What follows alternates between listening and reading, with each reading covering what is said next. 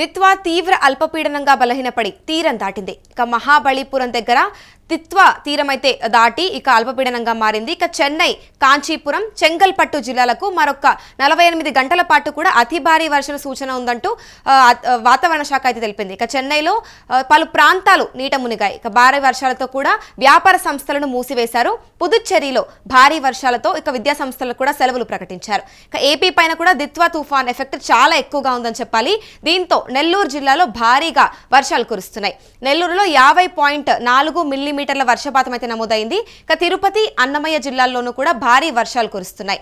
తడాలో 52.6, సుళ్లూరుపేటలో 51.6, సత్యవేడులో 43.6, గూడూరులో 37.8 మిల్లీమీటర్ల వర్షపాతం అయితే నమోదైంది. ఇక ప్రస్తుతం చెన్నై మీద కనుక మనం కొంచెం ఫోకస్ చేసినట్టయితే రాజధాని చెన్నై నగరంలో వచ్చేసి ఒకరోజు మొత్తం కూడా వర్షం విపరీతంగా కురవడంతో ఇక జనజీవనం అయితే మొత్తం అతలాకుతలం అవుతున్నారనే చెప్పాలి. ఇక దిత్వా తుఫాన్ అయితే తీరం దాటకుండానే బలహీనపడడంతో నగరంలో అయితే కంటిన్యూస్ గా వర్షాలు కురుస్తూ ఉన్నాయి.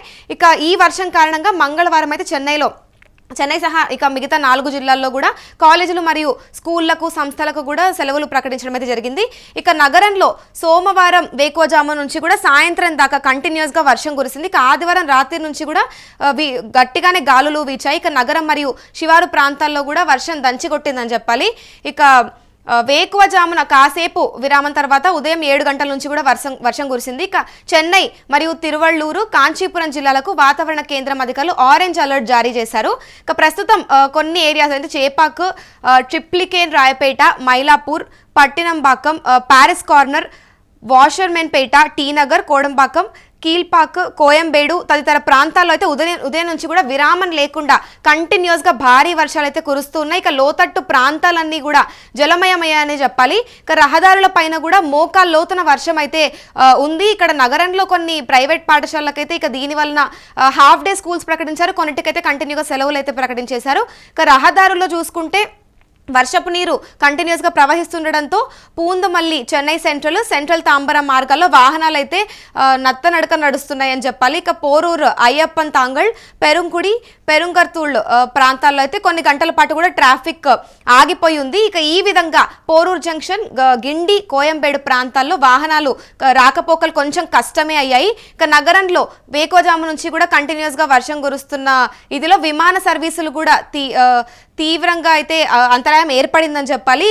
మెయిన్ గా వర్షాలు అండమాన్లో ప్రతికూల వాతావరణ పరిస్థితుల కారణంగా అండమాన్కు వెళ్లాల్సిన 2 విమానాలు ఏవైతే ఉంటాయో అవి ఇక్కడే సర్వీసులు, అదేవిధంగా కూడా అండమాన్ నుండి ఇంకొక ఇక్కడ నగరానికి రావాల్సిన 2 విమానాలు కూడా సర్వీసులను రద్దు చేశారు. ఇక ప్రస్తుతం ఇదే విధంగా పలు నగరాల వైపు కూడా ప్రయాణించే విమానాలను కూడా ఆలస్యంగానే బయలుదేరాయని చెప్తూ ఉన్నారు. ఇక చెంబరంబాకం, పుళల్, చోళవరం, పూండి జలాశయాల్లో కూడా ఇన్ఫ్లో ఎక్కువగా పెరిగిపోయిందని చెప్పాలి. ఇటు ఏపీలో కూడా నెల్లూరు జిల్లాలో భారీగానే వర్షం కురుస్తుంది. ఇక నెల్లూరులో 50.4 మిల్లీమీటర్ల వర్షపాతం నమోదైంది. ఇక తిరుపతి మరియు అన్నమయ్య జిల్లాలో కూడా భారీ వర్షాలు కురుస్తున్నాయి. ఇటు ఆంధ్రప్రదేశ్ మరియు చెన్నైలో అయితే భారీగానే దిత్వా తుఫాన్ ఎఫెక్ట్ కనిపిస్తుంది.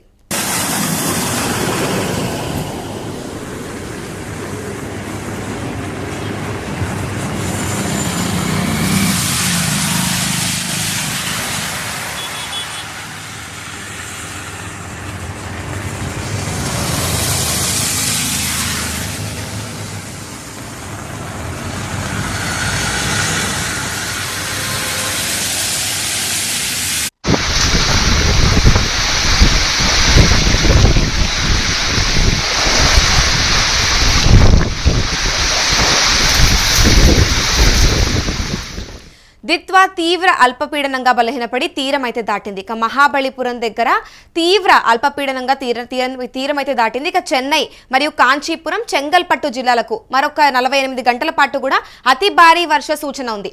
ఇక చెన్నైలో పలు ప్రాంతాలు నీట మునిగాయి. భారీ వర్షంతో వ్యాపార సంస్థలను మూసివేశారు. పుదుచ్చేరిలో భారీ వర్షాలు మరియు దీంతో విద్యా సంస్థలను అయితే సెలవులు ప్రకటించారు. ఇక ఏపీ పైన కూడా దిత్వా తుఫాన్ ఎఫెక్ట్ చాలా ఎక్కువగా ఉంది. దీంతో ఇక నెల్లూరు జిల్లాలో భారీగా వర్షాలు కురుస్తున్నాయి. నెల్లూరులో వచ్చేసి 50.4 మిల్లీమీటర్ల వర్షపాతం నమోదైంది. ఇక తిరుపతి, అన్నమయ్య జిల్లాల్లోనూ కూడా భారీ వర్షాలు కురుస్తున్నాయి. తడాలో వచ్చేసి 52.6, సుళ్లూరుపేటలో వచ్చేసి 51.6గా నమోదైంది. ఇక సత్యవేడులో 43.6, గూడూరులో వచ్చేసి 37.8 మిల్లీమీటర్ల వర్షపాతం అయితే నమోదైంది.